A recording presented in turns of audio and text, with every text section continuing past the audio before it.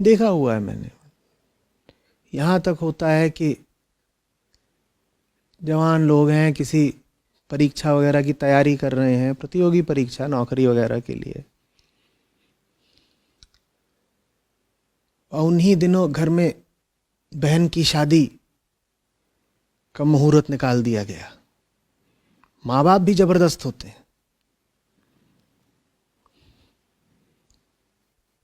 लड़के के मेंस का एग्ज़ाम है, उससे वो 1 महीने पहले बिटिया का मुहूर्त निकाल देते हैं। और फिर तो भाई में अदम्य भ्रातृत्व जग उठा। उसने कहा, अरे ये नौकरियों का क्या है, ये आती जाती रहती हैं, मेरी प्यारी बहनियां बनेगी दुल्हनिया, ये तो जीवन में एक बार की बात है। अब वो स्कूटर लेकर के कभी शामियाने वाले के यहाँ दौड़ रहा है, कभी फूफे को मनाने दौड़ रहा है कि तुम भी आ जाना, कभी बारातियों की बस का इंतजाम कर रहा है।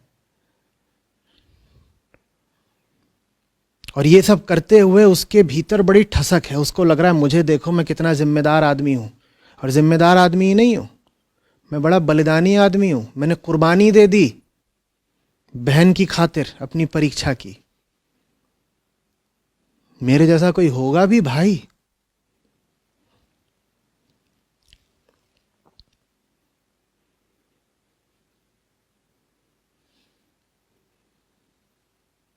देवियां होती हैं, किसी तरह उनको कैरियर मिल गया होता है, 2 साल 4 साल नौकरी में लगा करके वो कैरियर में अपनी जड़ें जमा रही होती हैं। अपने ऑर्गेनाइजेशन में, अपनी संस्था में वो जिम्मेदार और सम्माननीय पदों पर पहुंच रही होती हैं। पतिदेव को खुजली मचती है, वो उन्हें गर्भ का तोहफा दे देते हैं। कहते हैं, ये देखो बेबी, मैं तुम्हारे लिए क्या लाया, प्रेगो न्यूज। अब कैरियर गया भाड़ में।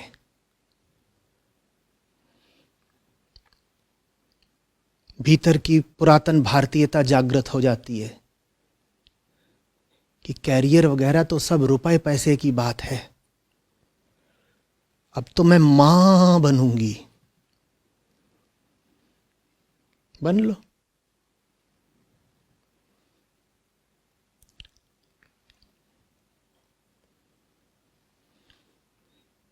और मैं ये सब कह रहा हूं, मुझे मालूम है आप लोग भी, और जो लोग ऑनलाइन इत्यादि सुन रहे हैं, उनमें से कईयों को भी भावनात्मक तल पर जरा चोट लग रही होगी।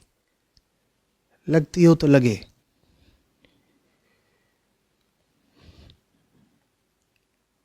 पर मेरे इस कथन से अगर 2-4 लोगों की भी जिंदगी बच सके तो मेरा कहना सार्थक हुआ।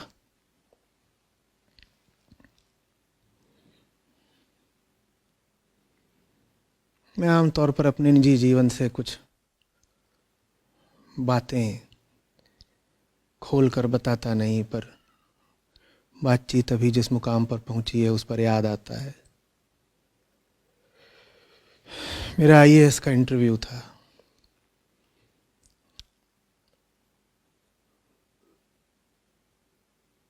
मेरे ख्याल 10 मई को तय था।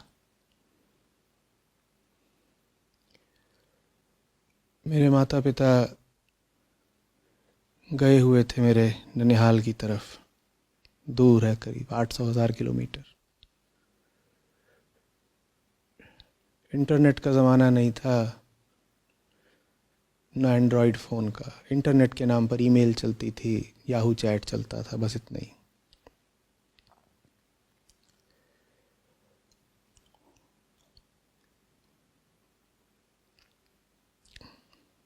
सत्ताईस अप्रैल या 23 अप्रैल को वो लोग निकले थे।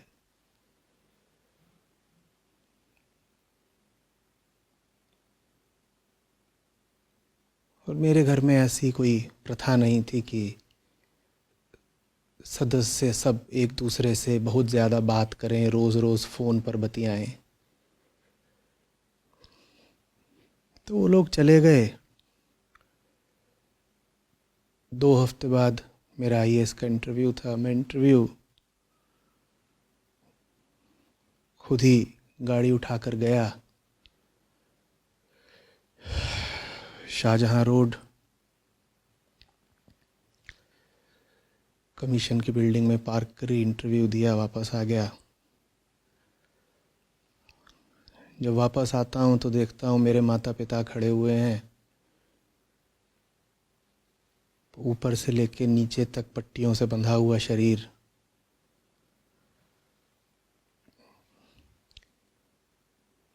माता जी का एक हाथ करीब करीब पूरा निष्क्रिय हो चुका है।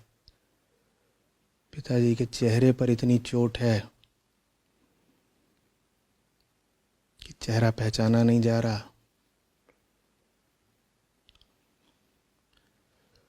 दो हफ्ते पहले ही उनका ज़बरदस्त रोड एक्सीडेंट हुआ था जब वो घर से निकले थे। एक्सीडेंट के बाद गाड़ी में आग भी लग गई थी। ड्राइवर की टांग काटनी पड़ गई थी, इतनी बुरी तरह फंसा हुआ था वो गाड़ी में।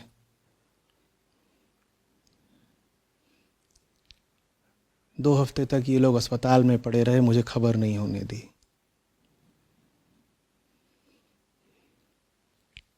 और ख़ास तौर पे पिताजी कुछ ज़्यादा घायल थे। बात कितनी भी दूर तक जा सकती थी, उन्होंने सूचना ही नहीं होने दी। बोले जो होगा देखा जाएगा, उसका इंटरव्यू है, उसको पता नहीं लगने देना।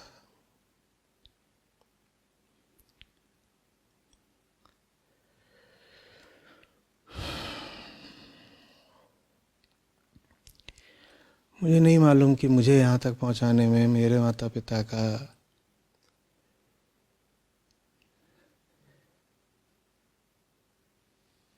पॉजिटिव योगदान कितना रहा है,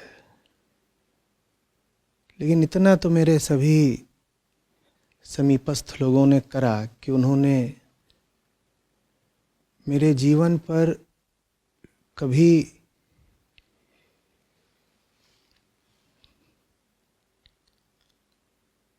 किसी पचड़े की छाया नहीं पड़ने दी। बिल्कुल अलग रखा, इंसुलेटेड। जो कुछ भी चल रहा हो, कोर्ट केस चल रहा है, कोई बात नहीं, तुम्हें क्या मतलब, तुम पढ़ो। पूछ भी क्यों रहे हो, जाओ अपने कमरे में पढ़ो। रिश्तेदारी निभानी है, हम जाएंगे, हम निभा लेंगे, तुम पूछ भी क्यों रहे हो, जाओ पढ़ो।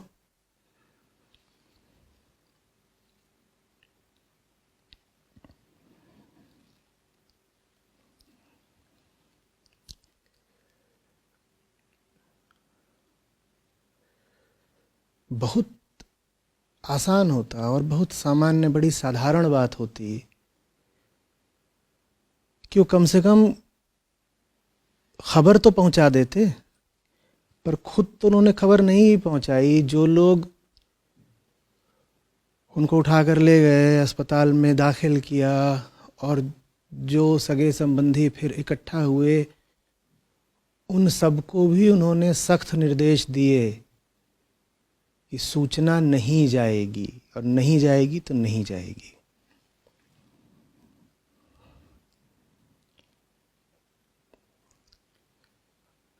बच्चे को आगे बढ़ाने में आप कोई बड़ा योगदान दे पाए न दे पाए, कोई बात नहीं, लेकिन बच्चा हो कि पत्नी हो कि पति हो कि भाई बहन हो, कम से कम उनको घसीट घसीट कर बेवकूफ़ी की चीज़ों में तो न शामिल किया करिए।